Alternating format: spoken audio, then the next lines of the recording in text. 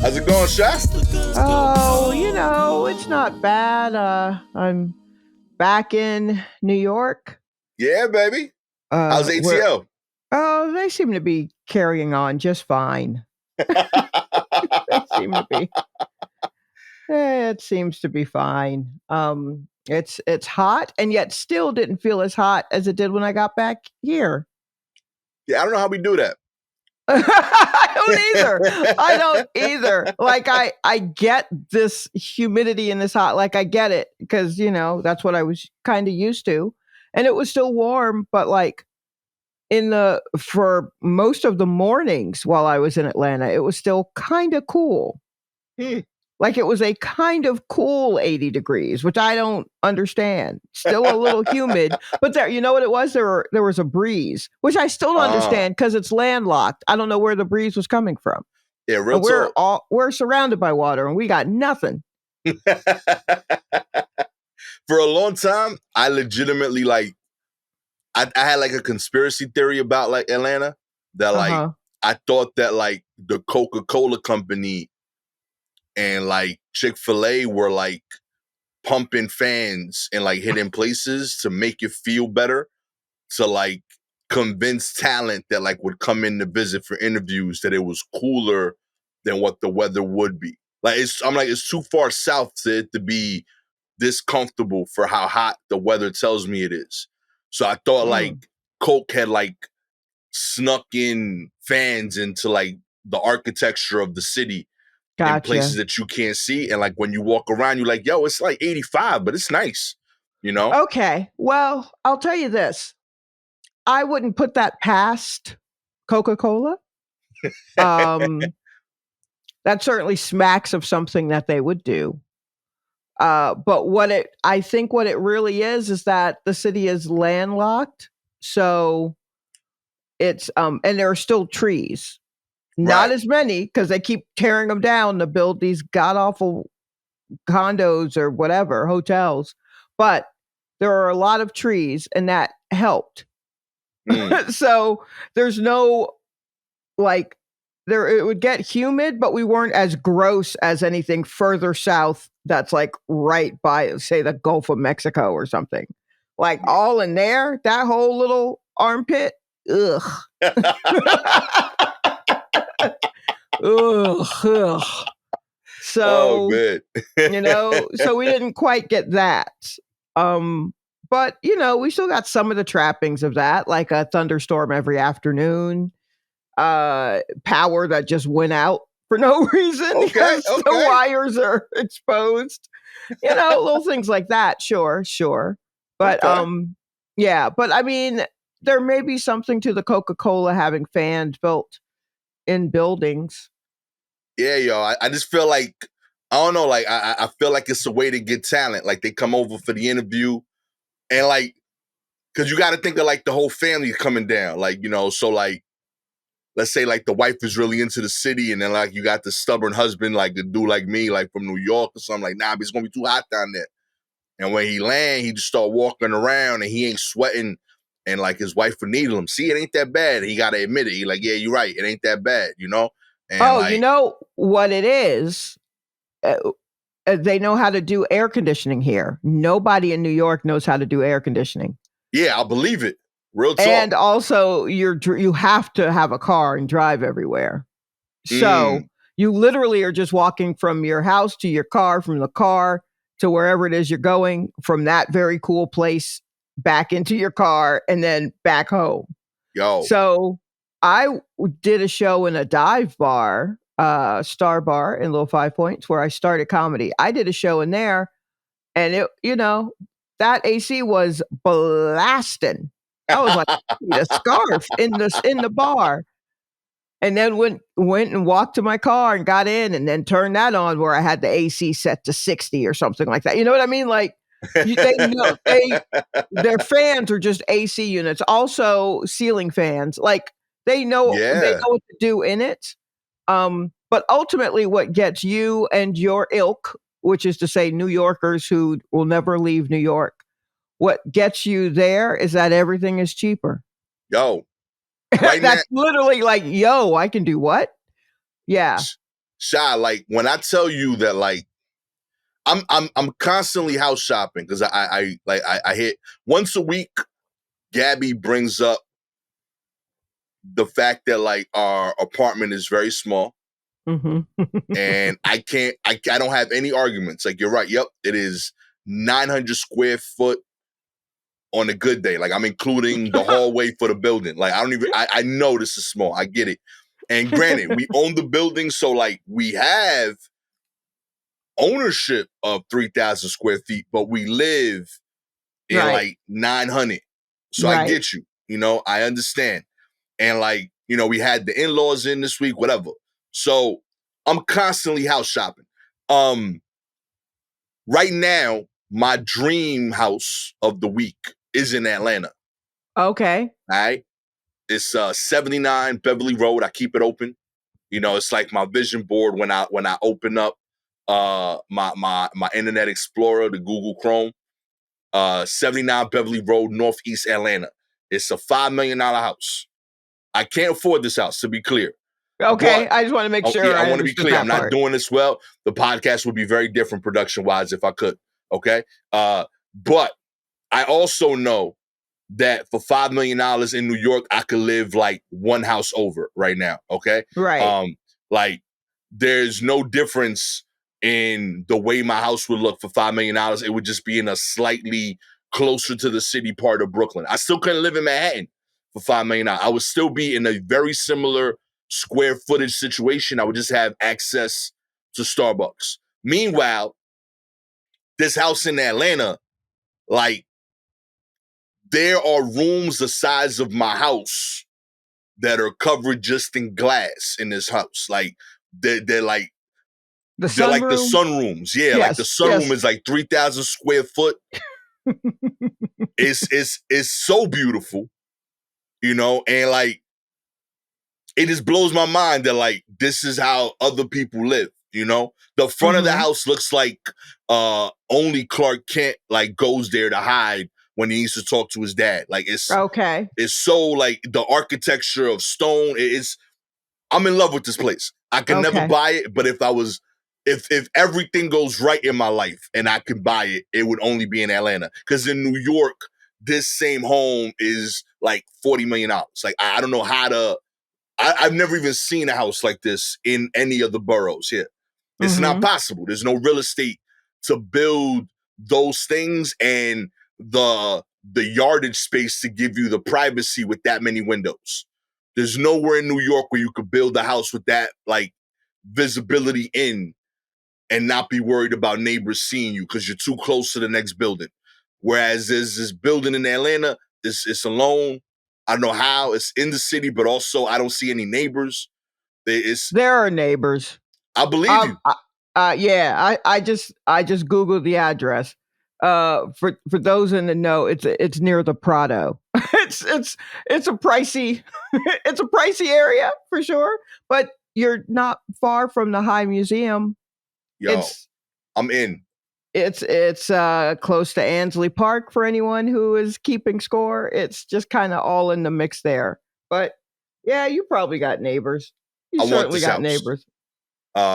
If anyone has access to this house and it's cool, like making my dreams come true, let me know. What do we got to do? But yeah, I aspire to this home. I know it's not going to happen in New York ever. I don't think it's going to happen in Atlanta, to be clear. Yeah, let's be real. Like, my career is not heading in that direction. Sure. But like, I could do a home like 1/8 of this price-wise, and like in Atlanta, it's still gonna look pretty nice, Okay. Whereas in New York, like, I think that like if I tried to buy anything that like resembles a house, like I'm like I don't know how many cosigners I'm gonna need. Like a single family house, I don't know how that works here anymore. I don't know how that's possible. I mean, I feel like for $5 million, it's not just like, hey, is there anybody who can like cover your monthly payment? Like, it's a little different than an apartment. Yo, it's great. I feel like there's probably just an extra sheet of paperwork when it comes to filling out the application for this house. I feel like it might be a little deeper. Listen, I don't know the process. I'm never going to know that process. Okay? But I got dreams, okay? I saw all these windows. I fell in love, and I knew it's not possible in my hood. Mm-hmm. You know? So yeah, I'm pro ATL this week. I don't even know where I was going. I just wanted to share this house with you, is what I'm saying. Well, no, that's great. That's great. Oh, yeah. I'll tell my sister to roll by and see what she knows about it. Real talk. Like, yeah. I feel like if I lived in Atlanta after having lived this long in New York, I would be constantly pretending to live in these places. Like, I would just be taking so many pictures outside of so many nice houses. Like, real talk, this is not where I would want you to be if you were moving to Atlanta. Where would you send me, Sha? Because that is smack dab in the city. You would be so annoyed. You're going to be annoyed by the traffic anyway, but you would be so annoyed by that particular location. Yeah, where do we go? Well, give me a zip code or something. I would, because the thing is, if it's about being in a building that's not attached to another building and being able to walk around and not worry about somebody seeing directly through your house. Yeah. Yeah, we could do that in many suburbs. We can do that in many suburbs because there's acreage, there's space. All right, okay. So see, we can look at other areas. I'd probably want you a little bit more in the West End. Okay. Like closer to the black colleges. There's a good amount of gentrification going on over there, but there are also some nice houses. I think that's where I would want you. There we go. A little bit over on the west side, but still you could get to stuff in the city pretty quickly. Okay. What does that look like city name wise or like neighborhood? Like West End. So I would type in West End, Georgia. Look up West End, look up Capitol View. Capitol View. Yo, real talk. So podcast just became Shalewa helping me move. And the reason, and honestly, everybody knows that you're not moving. Yo, you know in your heart until you actually move, until you wake up one day and Gabby has dragged you into a truck and you didn't even feel her do it. That's the only way you're moving. She will be very quietly setting things up. She will have picked out the house. She will have all that stuff. And you will just be like, I ain't going nowhere. New York is my home. And then one day she's going to slip you a Mickey and you're going to wake up in a truck and you'll already be in Virginia. Like, what? It's like, guess what? I found a new dream home. Okay. 1313 Metropolitan Parkway. Oh, no. Wait, hold on. Southwest Atlanta. We want to be maybe off, not directly on Metropolitan Parkway. That's a busy street. Okay. Never mind. That's so funny. Yeah. Let's take this. We'll talk about this later because I can't have you. I'm out here. Yeah, real talk. I just zoomed out. I saw like a 7-Eleven next door to me. Oh, no. Yeah, that doesn't mean what you think it means. Yeah, this is very different. Yeah, this is different. Yeah, we'll talk about this later, but for sure, you can't. Yeah, you can't look at places that seem to be next to a food mart because those food marts don't do what you think they do. No, which is to say, make you a sandwich. No, sir, they don't do that. I was so hyped. I'm like, yo, I got my deli back. No, you're going to walk in with that New York energy and they're going to be like, what the fuck are you talking about? This dude better go to Publix. You want a sandwich so bad, he better take his ass to Kroger. What, we look like Quiznos? Yeah. That does not mean what you think it means. We trying out here, okay? Mm-hmm. Expanding my horizons, opening up to new options, okay? Doing my best out here. Oh my gosh. I'm glad you enjoyed it though. I'm glad it went well. Yeah. Spend some time with the fam. Now, I mean, is always a good thing. I had a week with the in-laws here as well. I thought it was pretty cool. Admittedly, like also happy to have my space back though. Sure. But It's yeah, nice to be in my bed again. Yep. Mm-hmm. yeah. My kids are definitely like, yo, that like I don't want to see anybody else in this house for the rest of the year type energy. Was it a lot in it was just your in-laws, but that was still enough, Yeah. huh? And like I thought about it like the week 3 weeks ago, my goddaughter, her husband and her daughter stayed here. Mm-hmm. And that means that my kids have to share a room. Right. Because they need to take my daughter's room because her room is the biggest room. Right.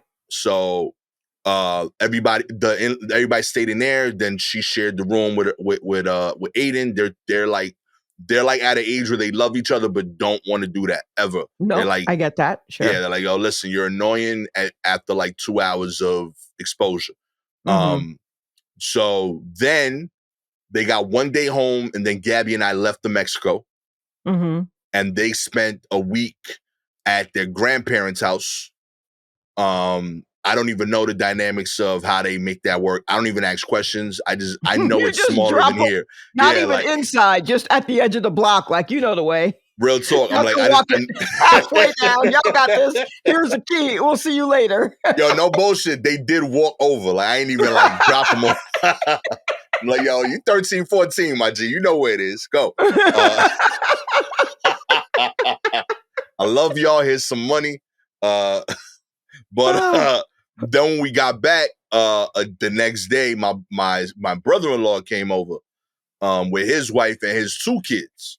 Okay. So again, like it's been like 3.5 weeks of not their bedrooms, like not their space.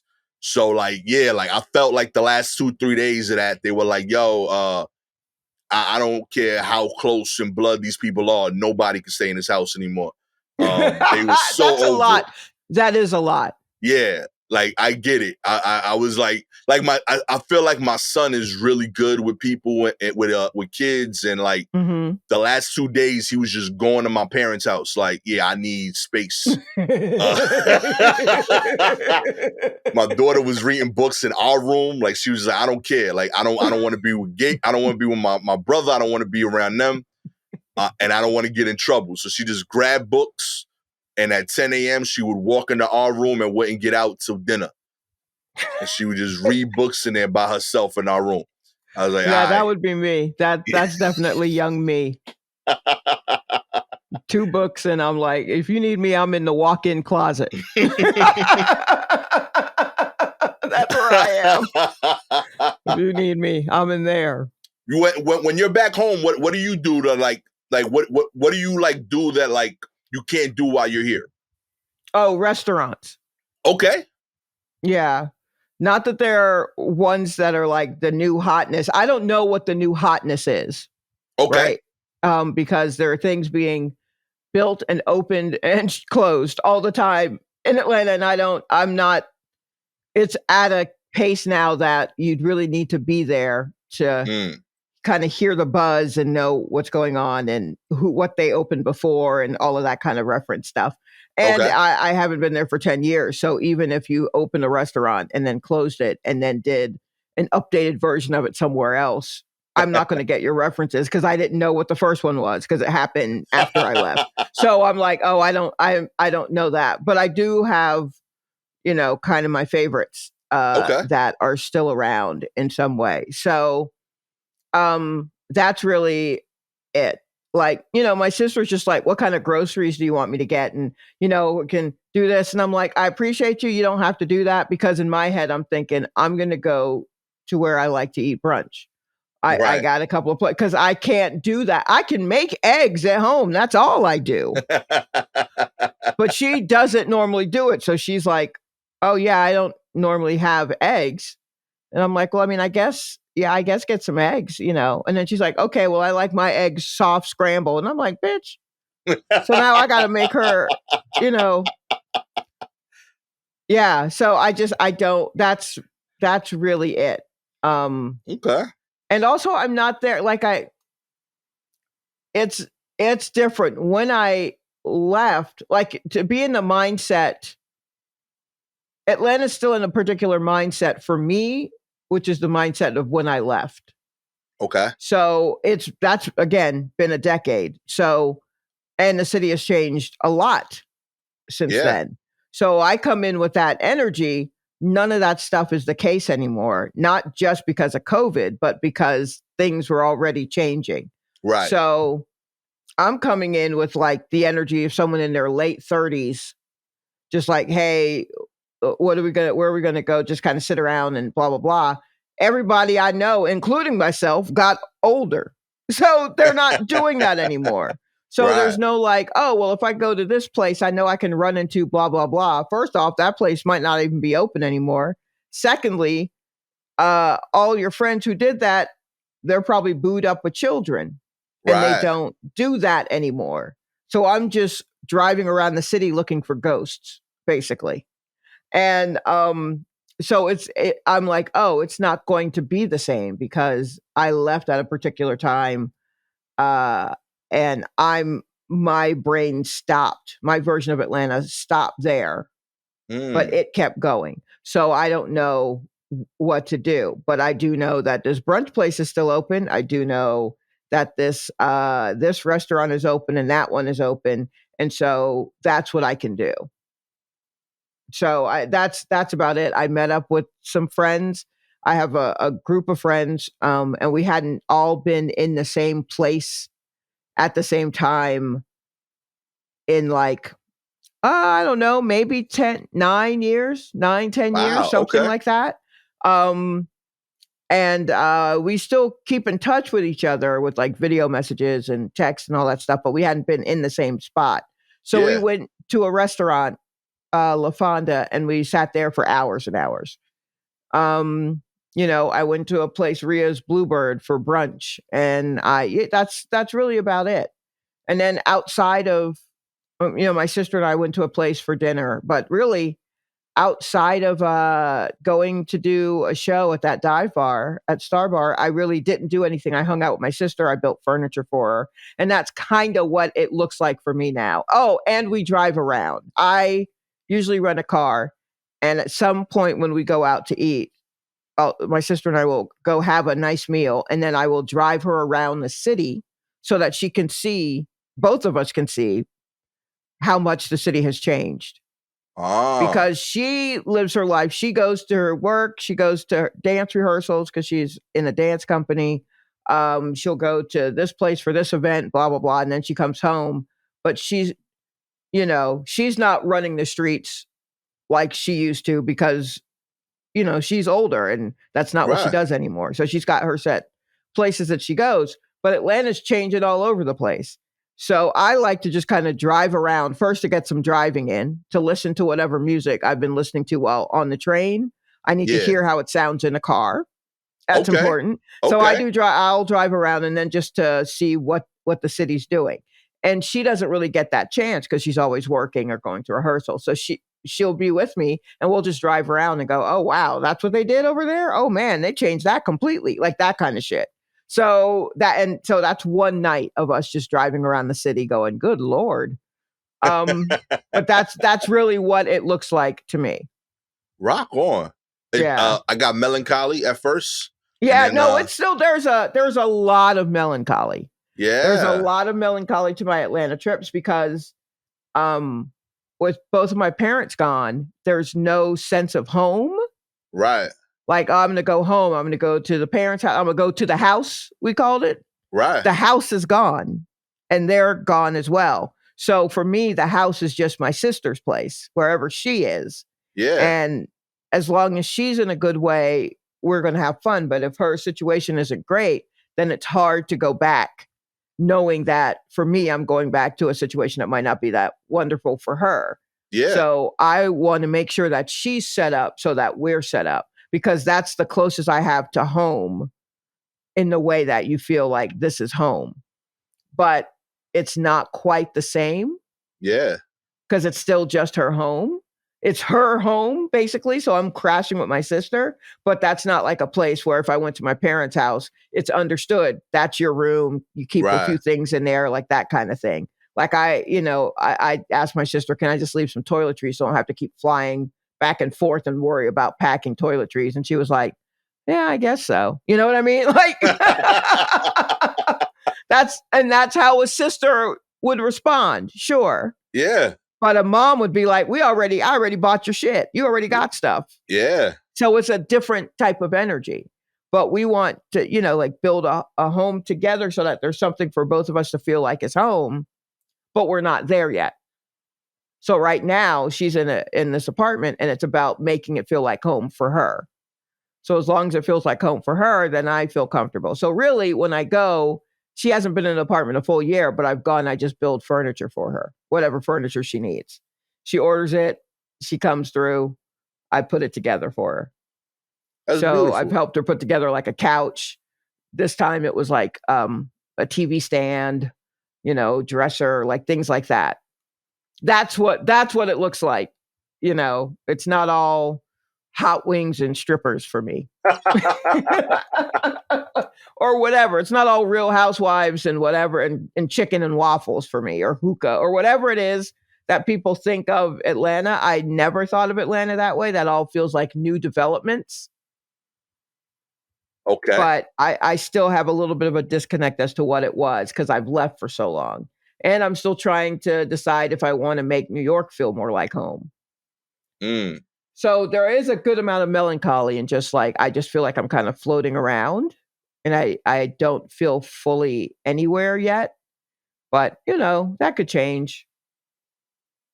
Like, so this is how melancholy it felt listening to that.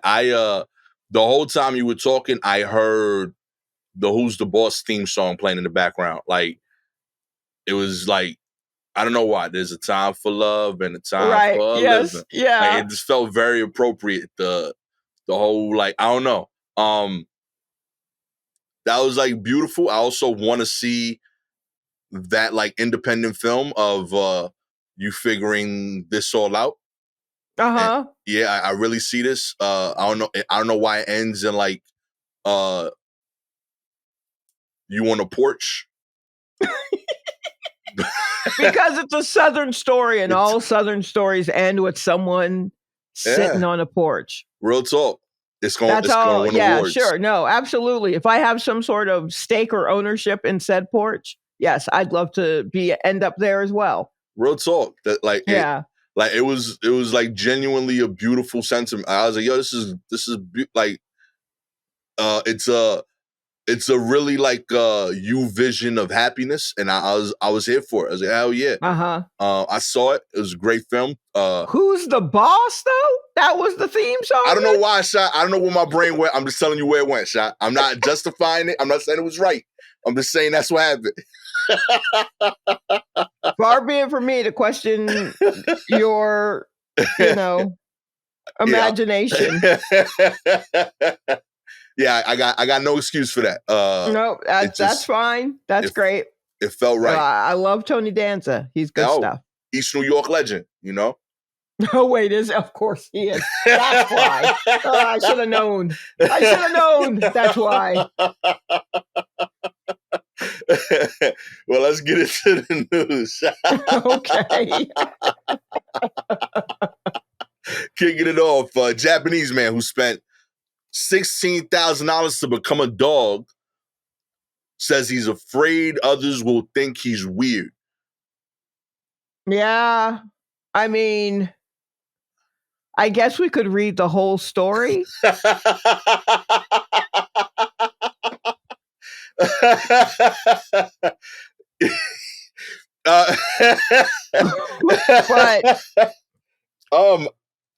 like so you gotta understand when someone sends me an article, I read just enough to be like, oh, that's interesting, but let me not read it because I want an element of like, I want to discover this with you. Yeah. Know that I fully forgot that, like, I was not expecting that to be what I was reading. That's how like different that is from our typical articles. Wow, that's very funny. Yeah. Wow. Okay. Months after shelling out thousands of dollars on a customized dog costume to fulfill his lifelong dream of becoming a canine, the Japanese man has raised concerns about what his friends might think of him. Toko, who documented his four-legged life on YouTube, commissioned model and sculptor companies Zeppet or Zpet to create a realistic rough collie costume for him earlier this year. The product, which cost 2 million yen, approximately $15,700 at the time, took 40 days to finish after multiple rounds of revisions. Videos posted on his YouTube channel show him in costume, rolling over, playing frisbee, resting on a hammock and eating fake dog food, even wagging his tail.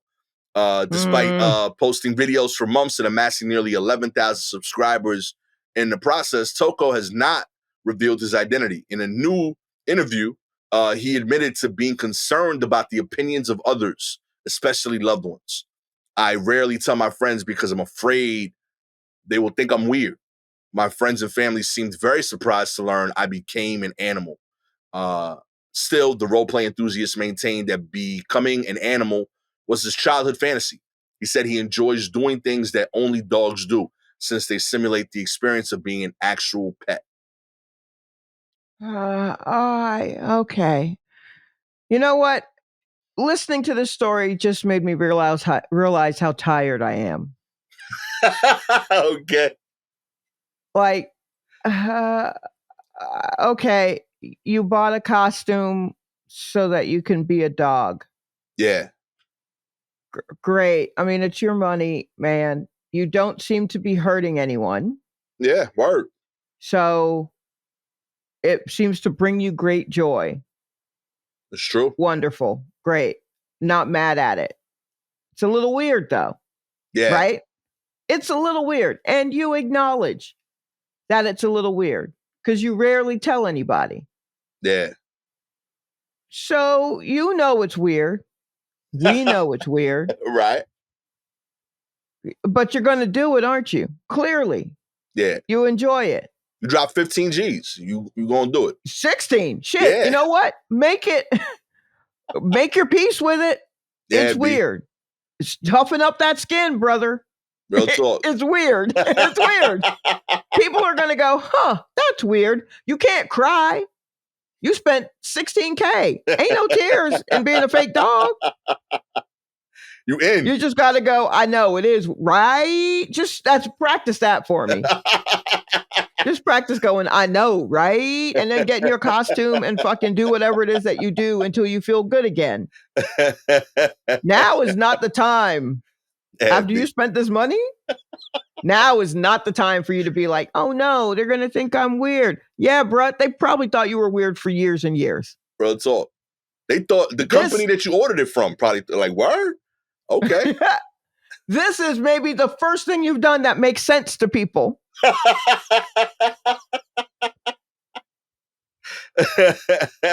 He been barking at meetings for years, you know? Yeah. He definitely is weird in a strange way. But once he got this thing, he's actually been kind of chill when we go out for coffee. So, I mean, if it helps you, great. But you got to stop worrying about, and honestly, now this is just for me, you got to stop worrying about how people see you and what they think of you. That's right. Sha will be dressed as a cat next episode. Okay. I will not. No. I have not spent that much money. Yo, this is how wild society is right now, yo. My man spent 16 G's on a dog outfit. Lives his life like a dog. Mm-hmm. And he only got 11,000 followers, yo. Like, that is wild. Either he's too good of a dog, which means even at his best dog, he's still like an average dog. He's not even doing special dog shit the way dogs do a thing. It's like, oh, that dog thinks he's human. This dog is human. So of course this dog knows how to drive a car. This it's not going to be the same. You got to let folks know I'm a human in a dog suit. Like you can't bury the lead on this if you're trying to get more followers. I feel like that's really. Yeah, real talk. Don't ask me. I mean, hire a PR company. I don't know. This may be a step in that direction, but I don't know. I mean, because now you seem like kind of a sad dog. If you're worried about how people think about you, I don't want to watch a sad dog on IG or whatever. Anyway, toughen up your skin. Don't worry about how people think of you, and enjoy yourself as a collie. I'm so tired. In other news, McDonald's unveils a new cookie and cream pie, Sha. Mm-hmm. That's right. McDonald's is a sweet new offering that will make fans of Oreos and pie rejoice. The cookies and cream pie is the latest dessert innovation to come out of the fast food giant. The treat combines chocolate sandwich cookie pieces, fluffy vanilla cream filling, and chocolate cookie crumb crust. The warm handheld snack is a regional item that will be available starting this week for a limited time in select areas, including LA, Seattle, Chicago, and New York. The news comes days after McDonald's announced that it's phasing out the McCafe bakery. The category's 3 items, the apple fritter, the blueberry muffin, and the cinnamon roll, will be removed from the menu later this month.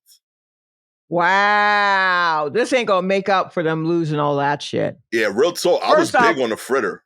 Yeah, like they should just keep those things. I think people kind of enjoyed those things. Yeah. And I mean, they pushed that McCafe shit for so long that I guess it's just a part of it. Like I see people go in and just get like order a coffee. And I've heard it's actually not bad coffee. I'll never know. I hate coffee. But that is kind of a shame. Wait, what kind of fritter was it? It was an apple fritter. Well, wait, that's not that baked apple pie. No, it was a separate item. Okay. Yeah, I mean, maybe get rid of the blueberry thing. I don't think people want that. Yeah, I was pro the fritter. I legit enjoyed it. I thought it was like, I mean, not that it's saying much, but comparable quality to Dunkin' Donuts as like a bakery item to go. Yeah. I'm surprised. I don't know. I can't see this being a good replacement. This seems very niche. And I'm sure it's a limited time thing. Maybe rotate those bakery goods as like a limited time joint. Yeah. You know? Maybe do that instead of but like this ain't gonna do it. This ain't the move, man. Don't mind me. My cat is here. There you go. Sorry. I warned y'all. We're gonna get weird. Okay? If you're watching this episode, you just saw my cat. If you're listening, my cat just came and blessed the mic with the top of her head. But yeah, McDonald's been wild. Like, did you? I didn't try it. Did you try the Grimace's birthday milkshake? I was trying to figure out what was going on there in general. I was like, am I being trolled? Is this an actual item? Is this only being put in the hands of influencers? And what is an influencer? Like, that's a question I've been grappling with. Like, what does this even mean? Is this just a Twitter joke? Like, what the fuck is happening? Yo. And then I'm like, oh, this is a thing that you can buy, but no one ever said what flavor. Yeah. It was. And I can't just gamble like that's wild. Yeah, you can't. My my digestive system ain't what it used to be. So I can't just be throwing shit in there. I need a flavor. It's partially why I never drank Snapple until I moved here. Really? Yeah, because they never said what it was in the commercials. They only said it was made from the best stuff on earth, but they never said what the stuff was. It just wasn't clear. And so I was like, is it a soda? Is it carbonated? Is it like fruit juice? Like, what is it? I mean, they had a flavor, but I didn't know what it was. And that's all the commercials would say. And the commercials were in like kind of a weird 90s thing. Yeah. So they were just like, it's made of the best stuff on earth. And I'm like, what stuff? Tea leaves? Dirt? What is the stuff?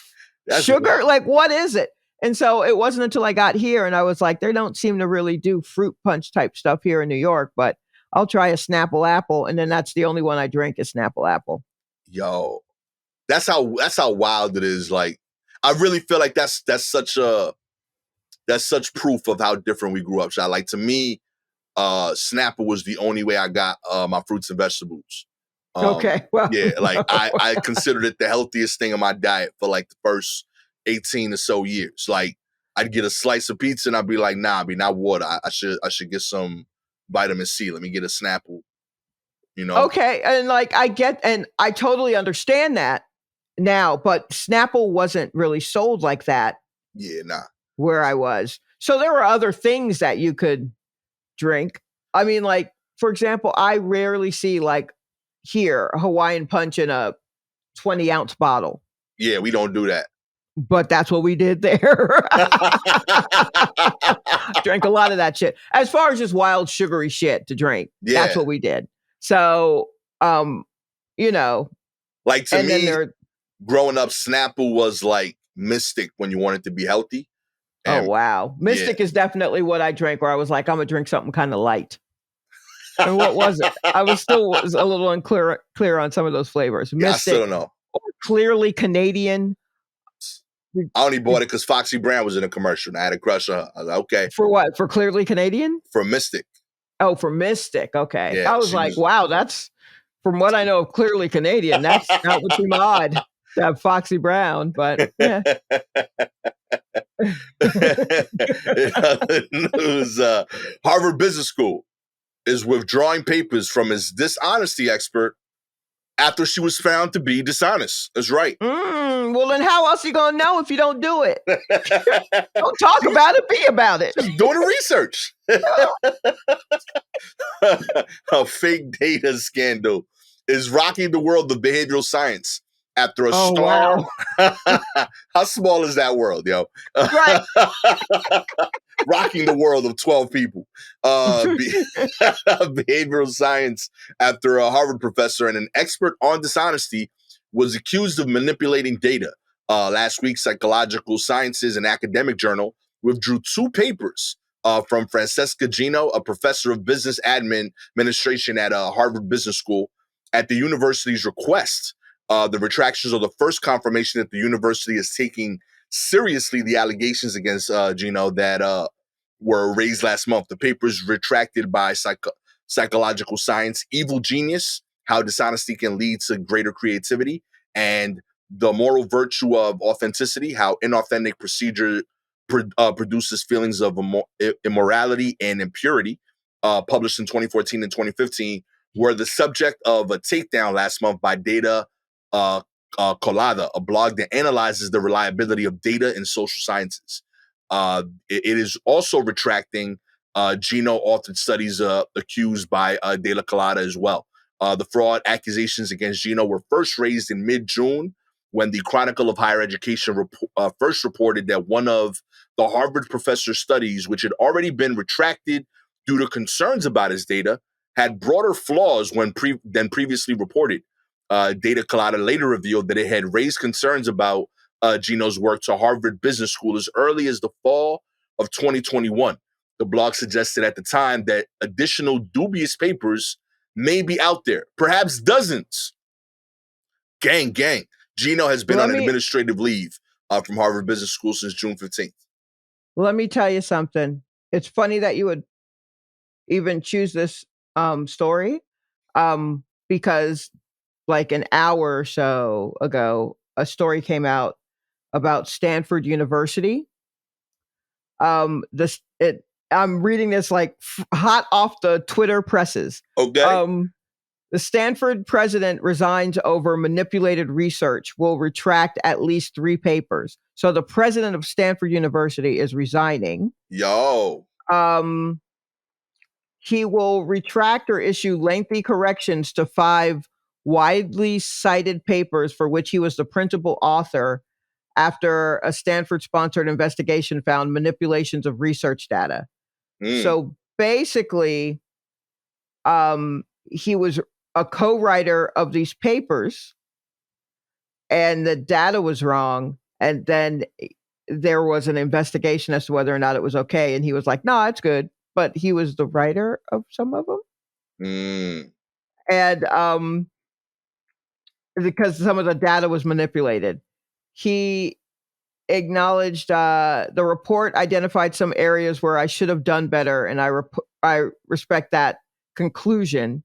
The report about his papers identified repeated instances of manipulation of research data and or subpar scientific practices from different people and in labs run by the president at different institutions. So it sounds to me like everybody's lying. Mm-hmm.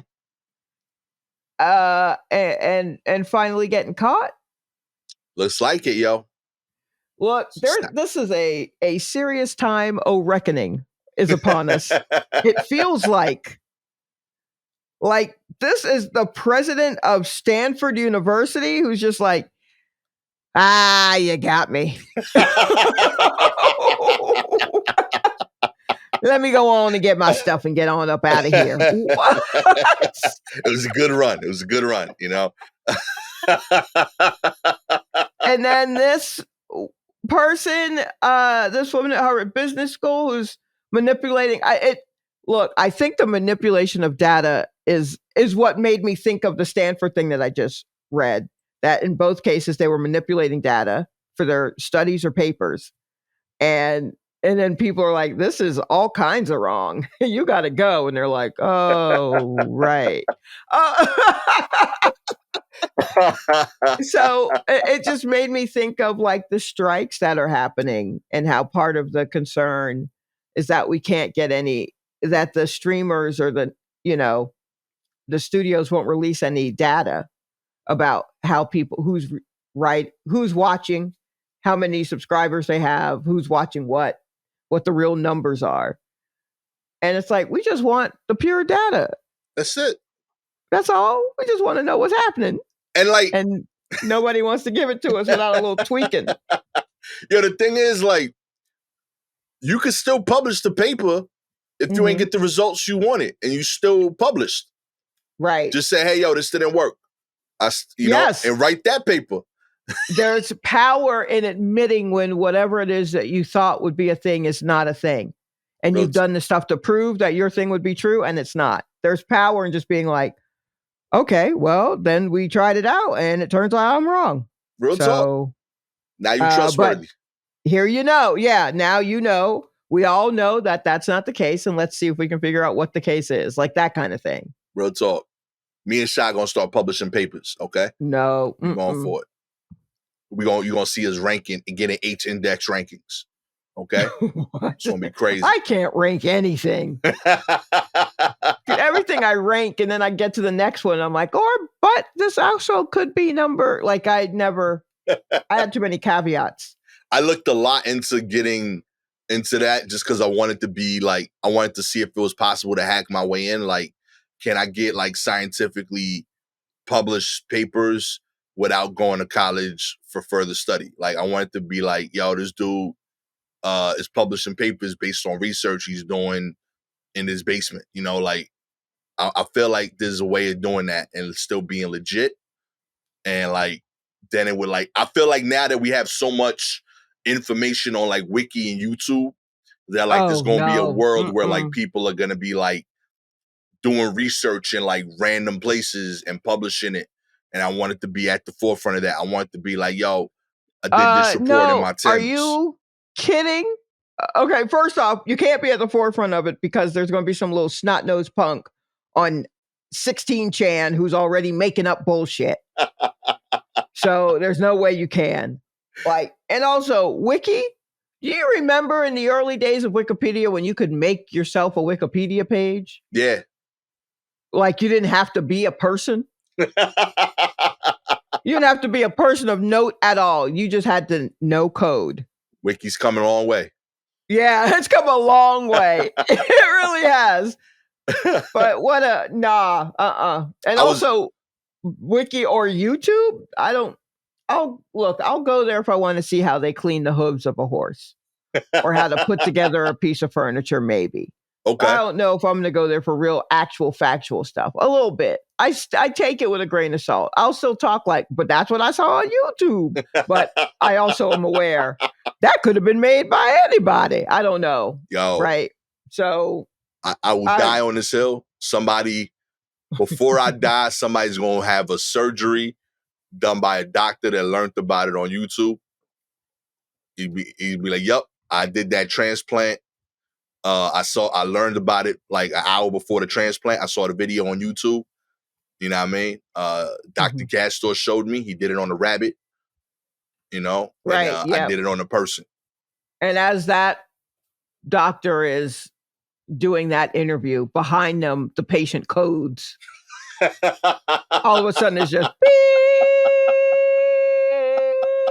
and that patient's gone right there during the live exclusive interview. Gastor told me to use duct tape on the patient. I don't understand. Live on TikTok. Check my published papers, okay? You know what I mean? Surgery done with Popeye's kitchen utensils, okay? Real Oh my clean. goodness, Gastor. What's going on, Sha?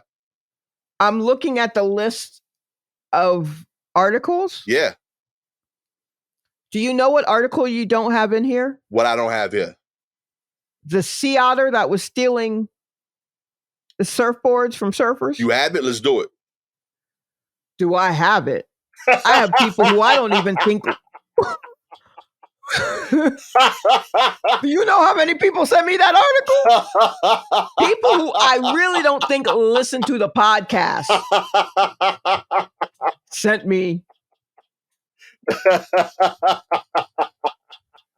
You know Get what? out of here. Do I have it? Yo, like I got 3 different people over the last week. I'm trying to think who was the last one. Was it I'm trying to think who the last correspondent was. It said it might have been like Winnie Locke or FCBLJ, one of the regulars. But I've gotten it 3 different times this week. Somebody said, yo, you should just have a sea creature segment. Because they out there right now, yo. They really are. Just animals in general. But yeah, this is another, I'm just going, just real quick. Read it up. Let us know. And this is really like, they started coming in as we were recording last week. So it was already like brand new then, but there are still updates of just, but basically it's just that there's a very aggressive sea otter who is, approaching surfers and then wrestling over their surfboard. I love it. And then just kind of playing around with their surfboards, but aggressively to many different surfers. Acting aggressive to them. And also, I think it may be another like Gladys situation. I don't know. I'm not saying she's training others, but they do know it's a female sea otter. I'm not saying she's training the youth. But I'm just saying, get out of the water. Everybody. Yeah. Again, this is honestly just my PSA on like, please get out of the water. They mad at us right now. Real talk. Stop trying to, hey, big head, your way with these monsters. Yo, and like sea otters have like very human-like faces. Yes. Like, you could see from far away, homie not happy with you. You know what I mean? Like they telling you from jump, listen, don't come in here. You know, I understand the whales, the sharks, they underwater. You're not used to reading those facial expressions, fine. Sea otter, I know people that look like sea otters. Okay? They look like, you know what I mean? Like, I can think of a few comics that look like sea otters for straight sure. up. You know what I mean? I see it. Like I see the same face. Adorable in some cases. Rock on. It works for them. I think they're super expressive. I know exactly. Looking at, I've yet to see a sea otter and not know what they were thinking, and that's why. Okay. Well, these are angry. Sea otters don't normally approach humans. That's part of it. So this one is now not scared of humans, and she's coming up and she's fucking biting on these surfboards. Like and she's just like, hey, and they got sharp teeth and claws and shit. Stop it. Yo, the thing is, clams. Get out of here, y'all. Just get out of the water. Maybe this summer we just don't do water sports. That's it. Oh, just go to the pool. We got real pools.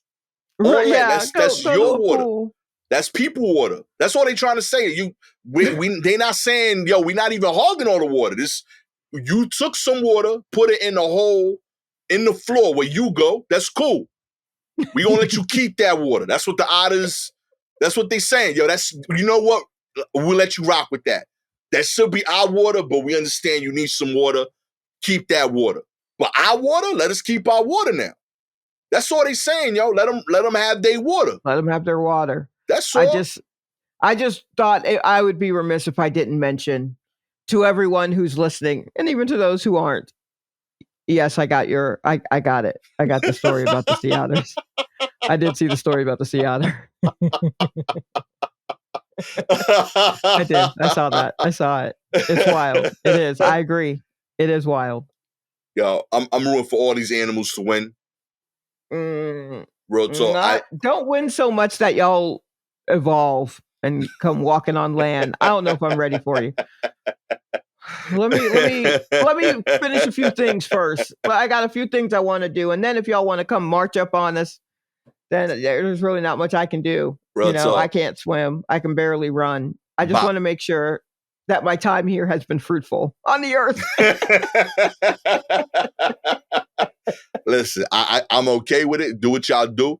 I'm fully accepting that, like, at some point at the end of this year, I'm going to get, like, bumped from a show because a sea otter got to run his Type 5. You know? Like, you know what? Yeah, if these sea otters learn comedy, we are kind of screwed. It's over. They do all the same stuff. They got grip. You know? They got facial expressions. I know they could do an act out. You know? Yeah, that's a very good point. Real talk. Like, I've seen comedians go up with less, okay? Yeah.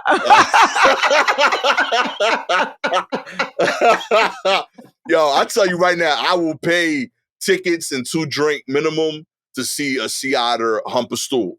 100%. You will have my money right now. I'm on board.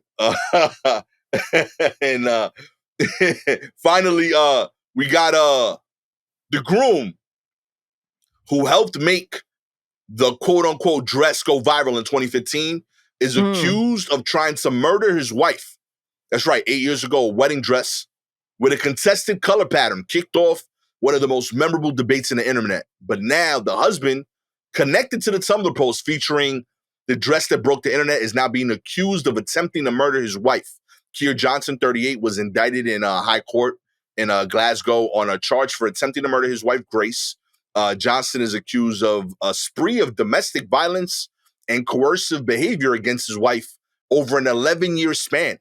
The news outlet citing authorities reports Johnson attempted to strangle his wife, Grace, pushed her against the wall, engaged in verbal abusive behavior, threatened to kill her, and threatened her with a knife. Jeez. The charges are from multiple alleged incidences that occurred between April of 2019 and March of 2022. The couple who lived in Colonsay in Scotland married in 2015. Johnson has denied the allegations. Grace's mother, Cecilia, had sent the bride a photo of the dress while she was debating which dress to wear to her daughter's wedding. The bride said she and her mother then got into a debate about what color the dress was, which then quickly led to a broader debate at the wedding and soon the entire internet. Caitlin McNeil, a guest at the wedding, had posted a photo of the dress on Tumblr, which then sparked the viral debate whether its stripe pattern was black and blue or white and gold. Okay. Well, here's what I have to say about that. First of all, I hope his wife is in a safe place, and I hope that she's doing better. And I hate that she had to deal with any sort of domestic abuse in any way. So I hope that she has escaped from that situation, and that she and anyone else who may have had to deal with whatever was happening there has gotten to a place of safety. Right? That's first. Second of all, that dress was white and gold. I ain't trying to hear nothing else. And finally, I get very passionate about this story, not for the reason that you think.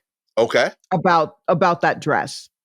I get passionate about it, not because whether or not it's blue and black or white and gold, because as I said, it's white and gold. If you don't agree, tell your mama. I ain't trying to hear it. But because earlier that day, 2 llamas escaped from a petting zoo situation where they were at some like assisted living home where a petting zoo like would go out and take animals to be, to be pet on the road. They escaped and in Arizona, and they were out here running for their freedom for a very long time. It seemed like hours. and people were trying to catch those llamas. And the llamas captivated the nation. There was live footage from helicopters. And then someone started talking about this goddamn dress, and everyone forgot about the llamas. Yo. And that's all anybody talked about. And I'm like, but the llamas. And everyone's like, what llamas? And I think it's bullshit that we remember this dress, but we don't remember those 2 llamas trying to get free. It was a white llama and a black llama. And that's why racial relations are how they are. See, we were trying to save racism. We were trying to like obliterate it with a white llama and a black llama running for their freedom. And instead we got caught up with this damn dress. And now look at how evil that dress was. Yo. That's what I stand on. That is literally what I stand on. It's if we had just paid attention to the llamas. I'm not saying, I'm just saying. Just put it out there. You know what I mean? Just putting it out there. If you would pay attention to the wrong thing, especially because the dress was white and gold. I know people are going to answer. I don't want to relitigate this shit. Because that was the whole thing with me. Is I was like, it's clearly white and gold. Why are we talking about this? And then everyone was like, and I'm like, whatever, you're all wrong. It's what it is. Turn the TV back to the llamas. I couldn't get anybody to turn the TV back to. I was trying to see if they made it. They did not. They were captured. If you would like to see the retold story of the llamas as a Queen and Slim style movie. Maybe not that. I don't know. That's a lot. That's a lot? Okay. But I mean, it's a way. It's one way of tackling that story. That would be actually pretty funny. I'm just saying, I have a slideshow I do about my favorite escaped animals. And the llamas are on there. When I say I'm serious about talking about runaway animals, I understand why you guys are sending me stories about this otter. I get it. I can't be mad. If you would like, this is the first time ever revised, if you would like. If you would like to start a Kickstarter campaign so that Sha can do her slideshow as a documentary. Ooh. Where we see all these animal escapes presented by Sha and the theories behind them and the news articles that could have been. All right. All you got to do is like and subscribe to the show, baby. If you are Apple Spotify listener, we appreciate your ratings. 4 stars. You don't understand the headaches that could have been saved, the lives, the change in this country's culture if we would have focused on the llamas. 5 stars, you understand how different this place would be. That's why you're going to support Sha's documentary. You know, we're going to change the future. Check out the llamas, stay out the water. Also, what woman would wear a blue and black dress to her daughter's wedding? I didn't even know what the backstory was of the photograph. Now that I know that, it's clear it's white and gold. Y'all blue black people are insane. Again, that's all I'm going to say. When I was still working at a furniture store when that came out, and did everything stop that day, right? Real talk, like, because everybody was questioning everything. Like, they were like pointing at sofas. It's this color. No, it's this color. It's this color. So then, like, people would be like mid-sale with like a customer, like an hour later, to be like, "Yeah, we got this white sofa. You mean blue, right?" And right, exactly. Like, that shit was chaos in that store, yo. I mean, I was working in an acupuncture clinic. And everybody who came in had something to say. Everyone behind the counter, that's all they were talking about. And then a patient would come in and go, "Oh, are you talking about that dress?" And I'm like, "I'm talking about the llamas," but no one cares.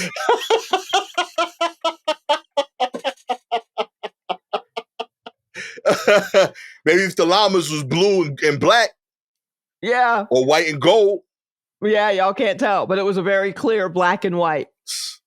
You know what I mean? If you have any articles you want us to cover, please DM us directly on Twitter and Instagram, at Silky Jumbo or at Gastor Almonte. Shout out this week to Bishop, Winnie Locke, and Lori McDaniel.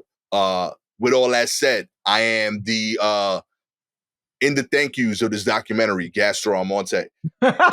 Executive producer. He's the executive producer. With the director, visionary, Shalewa Sharpe. That's right. she's gonna be published a lot of times after this documentary comes out, or cited so many at least. Times. You know what I mean? And all the data will be so wrong. This has been a ruin for the animals to get away and be the focus episode of the War Report. Catch y'all next time. Peace.